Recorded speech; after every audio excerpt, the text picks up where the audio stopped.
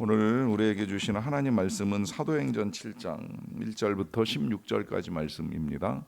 사도행전 7장 1절부터 16절까지 말씀을 저와 여러분들이 한 절씩 교독하겠습니다. 대제사장이 이르되 이것이 사실이냐? 스데반이 이르되 여러분 부형들이여 들으소서.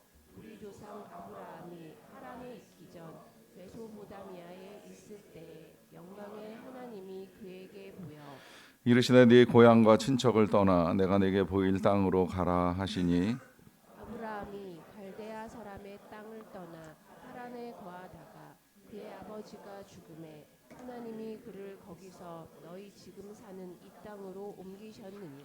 그러나 여기서 발 붙일 만한 땅도 유업으로 주지 아니하시고 다만 이 땅을 아직 자식도 없는 그와 그의 후손에게 소유로 주신다고 약속하셨으며 하나님이 또 이같이 말씀하시되 그 후손이 다른 땅에서 나그네가 되리니 그 땅 사람들이 종으로 삼아 400년 동안을 괴롭게 하리라 하시고 또 이르시되 종 삼는 나라를 내가 심판하리니 그 후에 그들이 나와서 이곳에서 나를 섬기리라 하시고 하루의 언약을 아브라함에게 주셨더니 그가 이삭을 낳아 여드레 만에 할례를 행하고 이삭이 야곱이 우리 12조상을 낳으니라. 여러 조상이 요셉을 시기하여 애굽에 팔았더니 하나님이 그와 함께 계셔 환난에서 건져내사 애굽 왕 바로 앞에서 은총과 지혜를 주심에 바로가 그를 애굽과 자기 온 집의 통치자로 세웠느니라. 그때 애굽과 가나안 온 땅에 흉년이 들어 큰 환란이 있을새 우리 조상들이 양식이 없는지라 야곱이 애굽에 곡식 있다는 말을 듣고 먼저 우리 조상들을 보내고 또 제차 보냄에 요셉이 자기 형제들에게 알려지게 되고 또 요셉의 친족이 바로에게 드러나게 되니라. 요셉이 사람을 보내어 그의 아버지 야곱과 온 친족 75사람을 청하였더니 야곱이 애굽으로 내려가 자기와 우리 조상들이 거기서 죽고 세겜으로 옮겨져 아브라함이 세겜 하물의 자손에게서 은으로 값 주고 산 무덤에 장사되니라. 아멘. 어제 우리는 처음 교회가 일꾼을 세우는 것을 보게 되었는데요. 일꾼을 세우는 이유는 이 사도들이 이제 말씀을 전하는 것과 또 기도하는 것에 전념하기 위한 것이라고 하는 것을 보았습니다.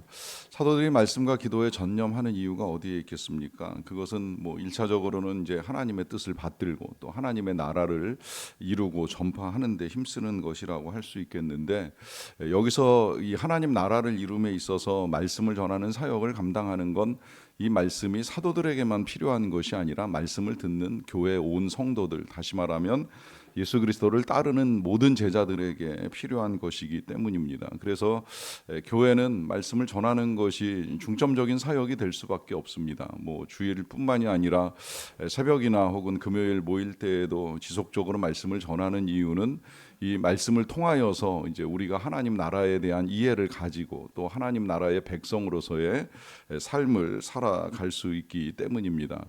그렇게 보면 이제 결국 말씀이 필요한 존재는 사도들만이 아니라 이제 모든 성도들이 되고 또 그 모든 성도들이 하나님의 말씀을 제대로 들었다라고 한다면 세상 어디에서 누구를 만나든지 자신이 들은 바 알고 믿게 된 이 모든 것들을 이제 분명하게 전할 수 있어야만 합니다. 전하는 능력 또 전하는 책무는 사도들 혹은 설교자들에게만 주어진 것이 아니라 모든 사람들이 기회가 닿을 때마다 전해야 한다라고 하는 것이 틀림없는 사실이지요. 그러하기 때문에 이 사도행전에서도 사도들만 복음을 전하는 것이 아니라 오늘 본문에서 보시는 것처럼 이 스데반 집사님 같은 분들도 복음을 전하는 것을 볼 수 있습니다. 더욱이 전하는 상황이 무슨 교회의 강단이나 뭐 그런 자리가 아니라 지금 공회로 끌려가서 붙잡혀 이제 재판을 받는 자리인데 이 재판 자리 같으면 자신을 위한 변론을 하는 것이 마땅할 것이다라고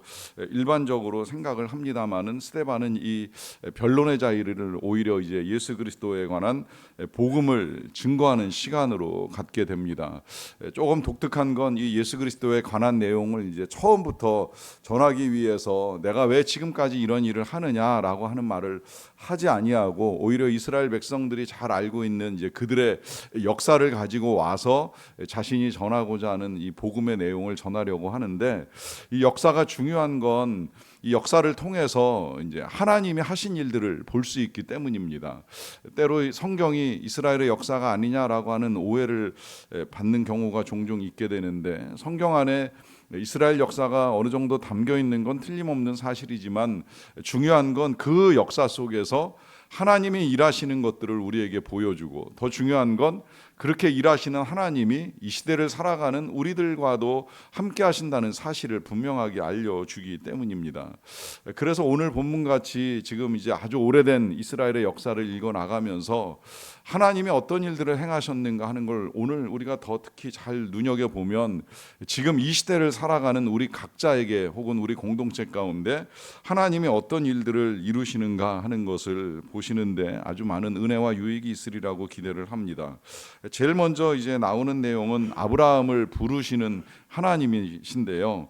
아브라함이 이 메소포타미아에 있을 때에 이제 하나님께서 그를 부르셨다라고 하는 내용으로 시작이 됩니다. 이 메소포타미아가 성경에 때로는 이제 갈대아 우르 내지는 이제 바벨론으로 표현된 지역이라고 보시면 되겠고, 그 땅에 거하는 아브라함을 하나님이 말씀하셔서 인도하신 것을 알고 계시지요. 오늘 본문에 스데반 집사님은 친척을 떠나가라라고 하는 명령으로 압축했지만, 단순히 그런 명령만 있는 것이 아니라 거기에 뭐 본토 친척 아비집을 떠나라고 하는 긴 말씀이 있었고, 더 중요한 건 그 말씀과 함께 하나님이 약속을 주셨다는 거예요. 그 약속은 어디로 가든지 이제 하나님이 함께 하시면서 너를 축복하는 자에게 복을 내리고 또 너를 저주하는 자에게 이제 진노하실 것에 대한 하나님의 약속이었습니다. 거기 더하여서 내가 너의 후손을 이제 하늘의 별과 같이 창대하게 하리라라고 하는 약속을 하셨는데, 이 약속과 함께 이제 하나님이 그를 옮기시는 과정 중에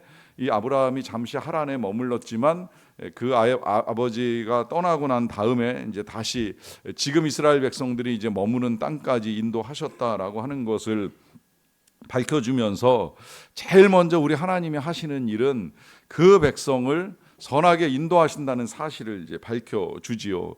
이건 틀림없는 사실입니다. 우리에게 가장 귀한 고백으로 남겨져 있는 다윗의 시는 여호와가 나의 목자가 되신다는 고백인데, 그 여호와가 목자가 되신다는 고백 가운데서도 제일 첫 번째로 이제 그가 목자라고 인정하는 내용은 자신을 인도하신다는 사실, 쉴만한 물가로 혹은 푸른 초장으로 인도하시는 하나님이시라는 사실이죠. 이 사실 우리에게 있어서 굉장히 중요합니다. 여러분, 우리의 인생 어디에서 살든지 또 무엇을 하든지 하나님이 나를 인도해 가신다라고 하는 사실 늘 기억하십시오. 그리고 그 인도하는 자리가 지금 다윗이 고백한 것처럼 푸른 초장일 수도 있고 쉴만한 물가일 수도 있지만, 때로는 사망의 음침한 골짜기일 수도 있어요. 그러다 보니까 이제 때로는 불안하고 무섭고 두렵고 어떻게 될까 알 수 없는 상황인데, 그 가운데서도 하나님은 주의 지팡이와 막대기로 우리를 안위하신다는 사실입니다.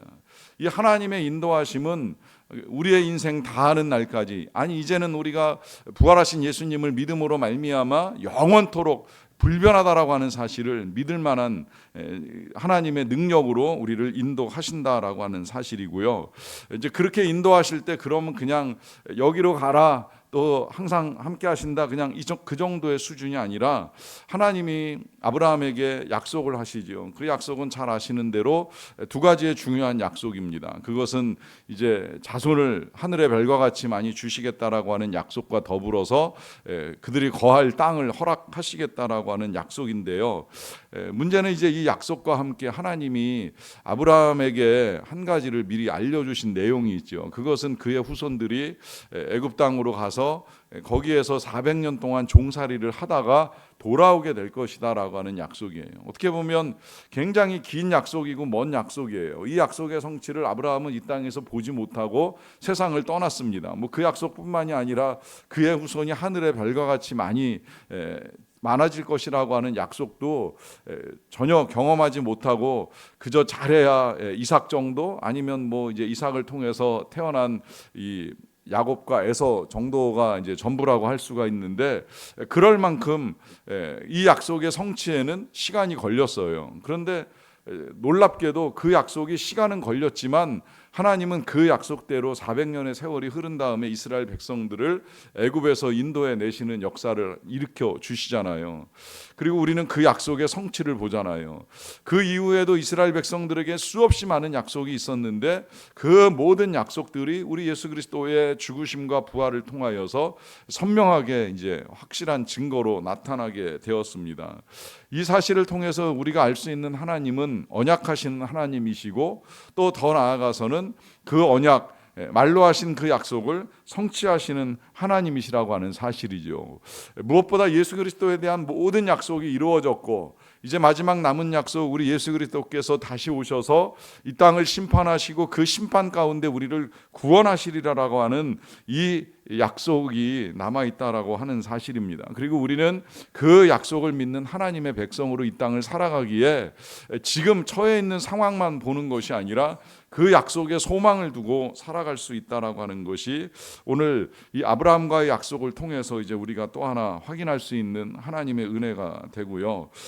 그러는 가운데 이제 이 아브라함에게 언약의 후손들이 태어납니다. 그래서 뭐 이삭이 태어나고 또 야곱과 에서가 태어나고 야곱의 자손들이 이제 오늘 본문에는 75명까지 이루게 되었다라고 하는 말씀을 하시는데, 그 중간에 이제 이 야곱의 자손 중에 요셉이 애굽으로 팔려가는 사건도 스데반 집사님이 언급을 해주고 있지요. 그런데 이 요셉이 팔려가는 사건을 언급함에 있어서 9절에 이런 말씀이 있는데요. 여러 조상, 여기서 여러 조상은 이제 12지파의 그 12 형제들이라고 할 수가 있는데, 그 조상들이 요셉을 시기하여 애굽에 팔았는데 하나님이 그와 함께 계셨다라고 하는 것입니다. 이제 이 부분이 굉장히 중요하지요. 요셉은 팔렸어요. 형들의 악행에 의해서 부당한 일을 당하고 팔려가는 종신세가 되었어요. 인생이 갑자기 나락으로 떨어지는 굉장히 큰 불행을 겪습니다. 그런데 그런 불행을 겪는 요셉에게 하나님이 그와 함께 계셨다는 사실을 다시 우리에게 일깨워 줍니다. 자, 물론 하나님이 함께 계셔서 하루아침에 요셉의 삶이 달라지지는 않았어요. 오히려 하나님이 함께 계심에도 불구하고 그는 종이 되었고, 또 종으로 성실하게 살았고 정직하게 살았고 심지어 신실하고 거룩하게 자신을 지키기 위해서 애썼는데, 그럼에도 불구하고 그는 감옥에 들어갈 정도로 비참한 인생이 됩니다. 그런데 그가 감옥에 있다고 하나님이 그를 떠나신 것은 아니지요. 감옥에 있는 그에게도 함께 하셔서 그가 간수장의 신임을 받아서 감옥의 재반 모든 사무를 맡아서 관리하면서 그는 이미 이제 총리가 될 준비를 해나가고 있었던 사람이지요.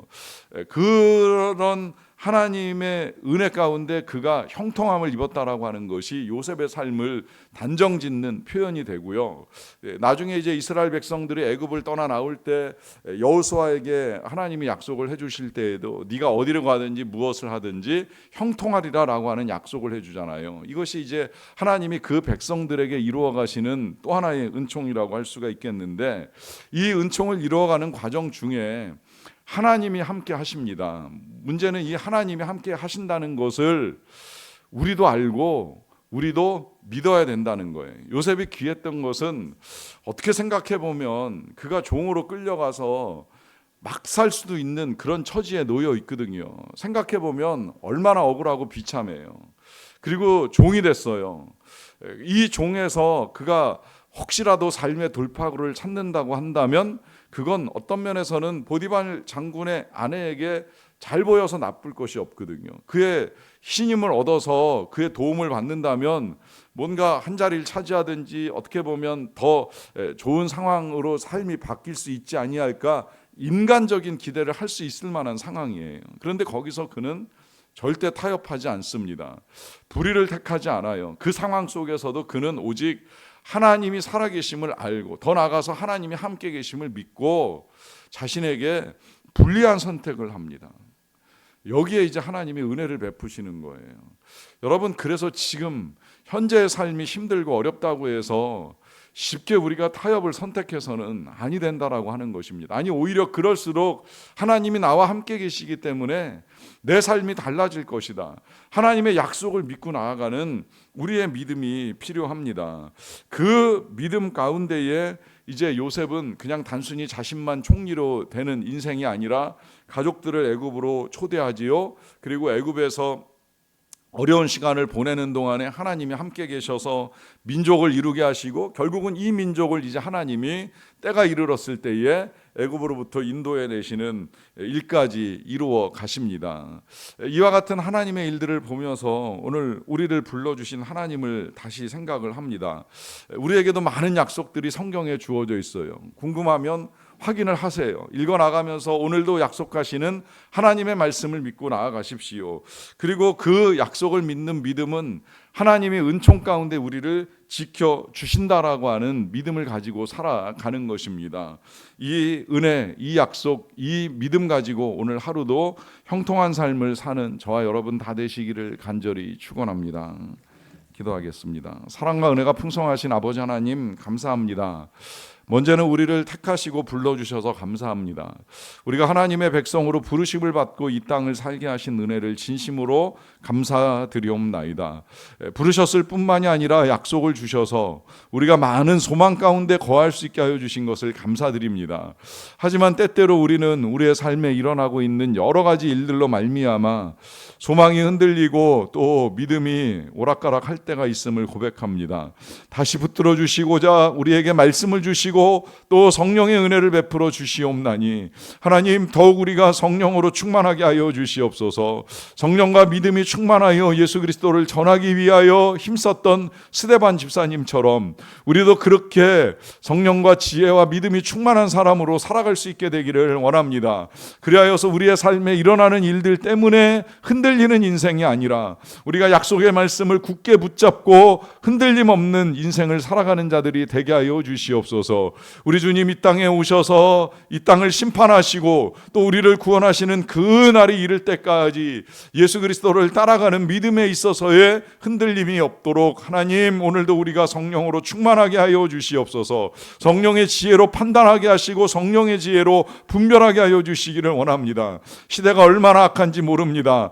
악한 자들이 이 세상을 다스리느라고 이 세상에 별의별 일들이 수없이 일어나고 있는 이때에 정말 하나님의 선하신 통치가 아니면 아니 되겠고 하나님의 선하심을 믿지 아니하면 우리가 견딜 수 없는 이 상황들을 바라보면서 하나님 다스리시고 인도하여 주시옵소서. 형통하게 하여 주시고 주의 은혜를 내려 주시옵소서. 그래서 끝내 정의와 하나님의 뜻만이 이루어지고 모든 악한 것들이 괴멸된다라고 하는 사실을 믿는 믿음을 가지고 나아가는 우리 모두가 되게 하여 주시옵소서. 그 누구도 하나님 아래에서 왕노릇하지 않도록 도와주시고 그저 청지기로서의 맡겨진 역할과 사명만을 잘 감당하며 나아갈 수 있는 우리 모두가 될 수 있게 되기를 간절히 원합니다. 하나님 그렇게 살아가는 모든 주의 백성들의 삶의 자리에 필요한 은혜를 내려주시어서 오늘도 아픔이 변하여서 치료하는 역사가 나타나게 도와주시고 슬픔이 변하여서 기쁨이 회복되게 도와주시며 절망 가운데 소망을 주시는 하나님의 은혜를 붙들고 나아가도록 도와주시옵소서. 선교사님들을 도와주시기를 원합니다. 여러 가지 많은 직무가 진행이 되고 무엇보다 검사와 수술의 과정들이 은혜 가운데 잘 진행이 되어서 다시금 건강함을 회복하고 일상의 사역들을 이루어가기에 어려움이 없도록 도와주시옵소서. 모든 것 가운데 주님의 이름만이 높임 받으시기를 간절히 원하옵고 예수님의 이름으로 기도하옵나이다. 아멘. 하늘에